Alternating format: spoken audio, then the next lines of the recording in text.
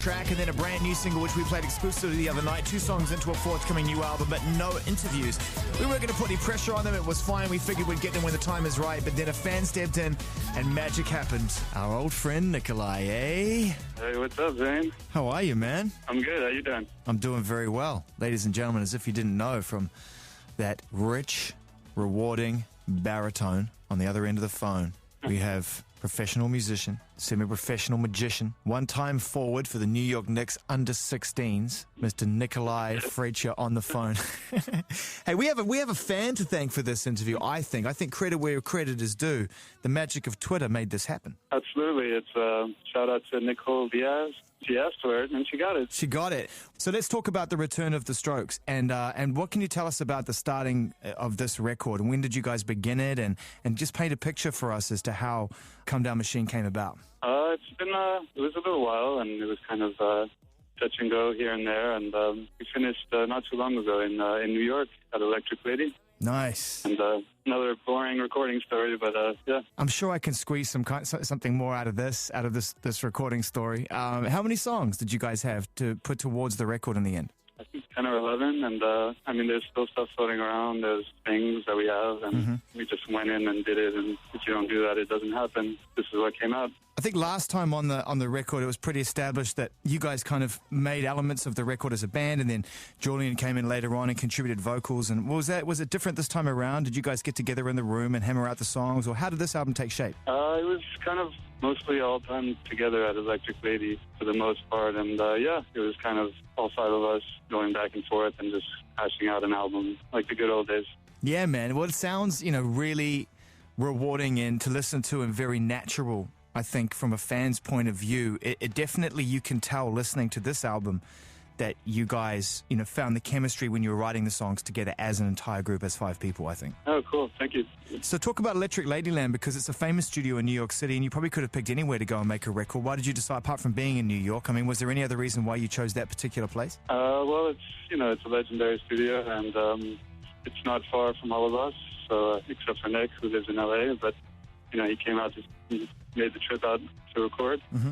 And, yeah, it's the engineer there is really cool, and the studio it's a great space, and it's a lot of fun to record there.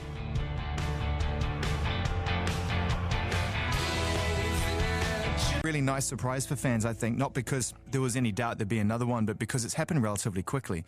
If you think about Angles coming out in 2011, we're barely 2 years into the cycle, we have a new Strokes record. What was the sort of starting point? What was the impetus of beginning this record? Because once you guys got off tour, we weren't sure what was going to happen. I think we were just, we got off tour and we were all in New York, and we had these songs, some were left over from the other albums, some were new, and we just had all this stuff to work on, and we tested it out. We rehearsed at Electric Lady in a smaller studio, and it was working, so we just went with it.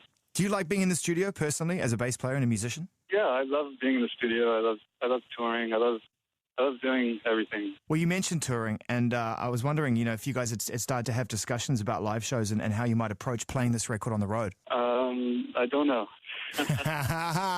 It took us approximately 6 minutes to get to a point of impasse, and you've been so forthcoming and cool. I mean, I know that these are these are conversations that are obviously ongoing, and I'm not going to press you, but let me ask you personally: would you like to tour personally? I would love to. Yes. Good answer. Thank you.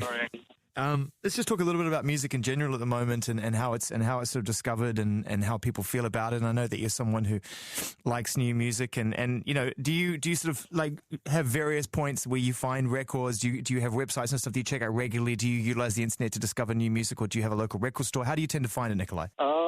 It's mainly online. A lot of cool websites that talk about music, and I do actually walk down to the local record shop on Baker Street sometimes, and yeah, there's a lot of ways to find out. The brand new album is called Comedown Machine, and it's out on the 25th of March on Rough Trade Recordings.